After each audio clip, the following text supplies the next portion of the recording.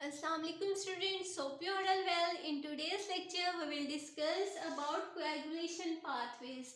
In the previous lecture we have already discussed in detail about clotting factors. So अगर अभी तक आपने previous lecture नहीं देखा तो ये लेक्चर स्टार्ट करने से पहले आप प्रीवियस लेक्चर से कॉन्सेप्ट्स क्लियर कर लें कि हमारी बॉडी में कौन कौन से क्लॉटिंग फैक्टर्स होते हैं, उनका सोर्स क्या होता है, उनका हमारी बॉडी में रोल क्या होता है और किस तरह से हम लोगों ने उसको मेमोराइज करना है। सो चलते हैं आज के टॉपिक की तरफ जो कि है कोएगुलेशन पाथवे। अब हमारी बॉडी में कोई भी इंजरी हुई तो सबसे पहले वहाँ पर पहुँचते हैं प्लेटलेट्स। प्लेटलेट्स का काम क्या होता है? क्लॉटिंग करना, कोएगुलेशन करना। तो उस वेजल इंजरी वाली साइड पर, उस इंजर्ड साइड पर कोएगुलेशन कैस्केड बनाने के लिए हमारे जो प्लेटलेट्स होते हैं वो डिफरेंट क्लॉटिंग फैक्टर्स के साथ इन्वॉल्व होते हैं। देन ही वो वहाँ पर एक स्टेबल क्लॉट फॉर्मेशन कर पाते हैं। तो उसमें दो पाथवेज इन्वॉल्व होते हैं, एक्सट्रिंसिक पाथवे और इंट्रिंसिक पाथवे। सो सबसे पहले हम लोग देख लेते हैं एक्सट्रिंसिक पाथवे। एक्सट्रिंसिक पाथवे कब एक्टिवेट होता है? जब हमारी वेजल इंजरी हो। ठीक है, वेजल इंजरी जैसे कि ये हमारे पास है वेजल, इसकी एंडोथीलियम लाइनिंग, यहाँ पर जो इसकी लाइनिंग होती है इस तरह से इसकी लाइनिंग होती है। यहाँ पर हमारे पास होता है टिश्यू फैक्टर।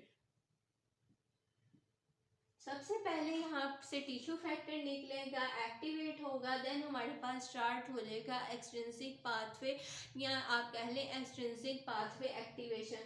सबसे पहले यहाँ से हमारे पास टिश्यू फैक्टर आया, उसने आकर बाइंड करना है इस फैक्टर 7 के साथ और इसको कन्वर्ट कर देना है एक्टिवेटेड फैक्टर 7 में।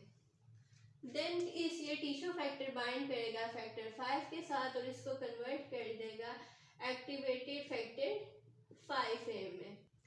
देन इस टिश्यू फैक्टर ने क्या करना है? ये हमारे पास फॉर एग्जांपल टिश्यू फैक्टर है, इसने बाइंड करना है फैक्टर 7A के साथ, किसकी प्रेजेंस में? In the presence of calcium ions, in the presence of calcium ions and this activated factor 5A। इन दोनों के प्रेजेंस में टिश्यू फैक्टर ने फैक्टर 7A के साथ बाइंड करना है और इस फैक्टर 10 को कन्वर्ट कर देना है एक्टिवेटेड फैक्टर 10A में। अब इस एक्टिवेटेड फैक्टर 10 ने बेसिकली क्या करना होता है? प्रोथ्रोम्बिन को कन्वर्ट करना होता है थ्रोम्बिन में। अब ये प्रोथ्रोम्बिन को थ्रोम्बिन में किस तरह से कन्वर्ट करेगा तो इसको हम लोग यहाँ पर देखते हैं, इसने किस तरह से प्रोथ्रोम्बिन को कन्वर्ट करना है थ्रोम्बिन में। तो इस फैक्टर एक्टिवेटेड फैक्टर 10A को चाहिए होता है फैक्टर 5A। ठीक है, एक्टिवेटेड फैक्टर 5। इस एक्टिवेटेड फैक्टर 5 ने इस एक्टिवेटेड फैक्टर 10 के साथ कंबाइन करना है और यहाँ पे प्रोथ्रोम्बिन मॉलिक्यूल को, ये हमारे पास फॉर एग्जांपल आ गया प्रोथ्रोम्बिन मॉलिक्यूल, तो इसने जब इसके साथ आकर बाइंड करना है तो इसने इसको कन्वर्ट कर देना है थ्रोम्बिन में। किस तरह से? यहाँ पे देख लेते हैं, जैसे कि ये हमारे पास आ रहा है एक्टिवेटेड फैक्टर 5, यहाँ पे हमारे पास आ गया एक्टिवेटेड फैक्टर 10। तो यहाँ पे हमने बताया था ये प्रोथ्रोम्बिन आके अटैच हुआ है। ठीक है, तो इसने यहाँ पे इसको कन्वर्ट कर देना है थ्रोम्बिन में। अब इस थ्रोम्बिन का क्या काम होता है? इसने फिब्रिनोजिन को कन्वर्ट करना होता है फिब्रिन में। तो हम लोग यहाँ कह सकते हैं कि fibrinogen is converted into fibrin with the help of thrombin. So ये हमारे पास आ गया एक्सट्रिंसिक पाथवे। अब इस एक्सट्रिंसिक पाथवे की यहाँ पर इनएक्टिवेशन हो जाती है, या कह लें यहीं से अगला पाथवे स्टार्ट हो जाता है और यहाँ पर मोस्टली इसकी इनएक्टिवेशन हो जाती है with the help of tissue factor pathway inhibitor. Tissue factor pathway inhibitor की हेल्प से इसकी इनएक्टिवेशन आ जाती है। देन हमारे पास स्टार्ट होता है इंट्रिंसिक पाथवे। अब इंट्रिंसिक पाथवे कब स्टार्ट होता है? जब हमारे ब्लड सेल्स का एक्सपोजर हो कोलेजन के साथ या कोई ट्रोमा हो, तब हमारे पास स्टार्ट होता है इंट्रिंसिक पाथवे। तो सबसे पहले हमारे पास रिलीज होता है फैक्टर 12 जो कि कन्वर्ट होता है देन एक्टिवेटेड फैक्टर 12 में। देन इस फैक्टर एक्टिवेटेड फैक्टर 12 ने क्या करना होता है? इस फैक्टर 11 को भी कन्वर्ट कर देना होता है एक्टिवेटेड फैक्टर 11 में। देन हमारे पास ये जो फैक्टर 11 है, इसने फैक्टर 9 को कन्वर्ट कर देना होता है फैक्टर 9 है, या कह लें एक्टिवेटेड फैक्टर 9 में। देन इसने ऐड करना होता है इस फैक्टर 8 पे, और इसको भी कन्वर्ट कर देना होता है एक्टिवेटेड फैक्टर 8a में।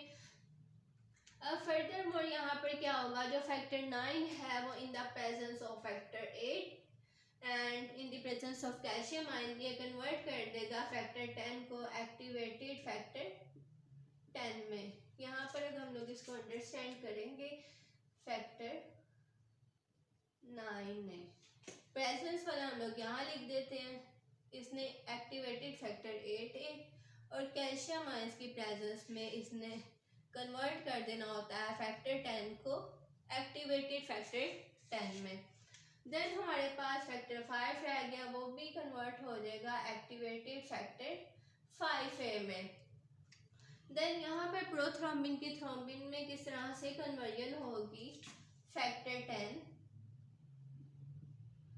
वो in the presence of factor 5a means की एक्टिवेटेड फैक्टर 5 और कैल्शियम आयंस की प्रेजेंस में एक्टिवेट कर देगा थ्रोम्बिन प्रोथ्रोम्बिन एक्टिवेटर को। अब ये जो प्रोथ्रोम्बिन एक्टिवेटर यहाँ पे एक्टिवेट हुआ है, इसने जाकर इस प्रोथ्रोम्बिन पर एक्ट करना और उसको कन्वर्ट कर देना थ्रोम्बिन में। मीन्स के यहाँ पर यही प्रोसीजर चलेगा जो कि प्रोथ्रोम्बिन को थ्रोम्बिन में कन्वर्ट कर देगा। देन इस थ्रोम्बिन की हेल्प से फिब्रिनोजन कन्वर्ट हो जाएगा फिब्रिन में। अब यहाँ पर जो हमारे पास फिब्रिन के मॉलिक्यूल्स बनते हैं वो इतने स्टेबल नहीं होते कि वो इंजर्ड साइड पर जाकर क्लॉट फॉर्मेशन, एक स्टेबल क्लॉट फॉर्मेशन करते, ठीक है। अब यहाँ पर क्या होगा, फैक्टर 13a आएगा, एक्टिवेटेड फैक्टर 13 जो कि फिब्रिन स्टेबलाइजिंग फैक्टर होता है, ठीक है। फिब्रिन के मॉलिक्यूल्स को इसने स्टेबलाइज करना होता है। अब किस तरह से स्टेबलाइज करेगा कि ये फिब्रिन के मॉलिक्यूल्स के दरमियान कोवलेंट बॉन्डिंग बना देगा। कोवलेंट बॉन्डिंग बनाने की वजह से एक फिब्रिन का मैशफेट बन जाएगा। वो जो फिब्रिन का मैशफेट बनेगा वो अपनी तरफ प्लेटलेट्स को और फॉस्फोलिपिड्स को अट्रैक्ट करेगा, जिसकी वजह से इंजर्ड साइड पर एक स्टेबल क्लॉट फॉर्मेशन हो जाती है। So that's all about coagulation pathways. Hope so you have understood this lecture. If you have any query or question, you can ask me on Instagram or in comment section. Instagram ID is attached in description box of my YouTube channel. So अगर अभी तक आपने मेरे YouTube channel को subscribe नहीं किया तो इसे लाइक, सब्सक्राइब और शेयर कर दीजिएगा। Thank you all. जज़ाकल्लाह।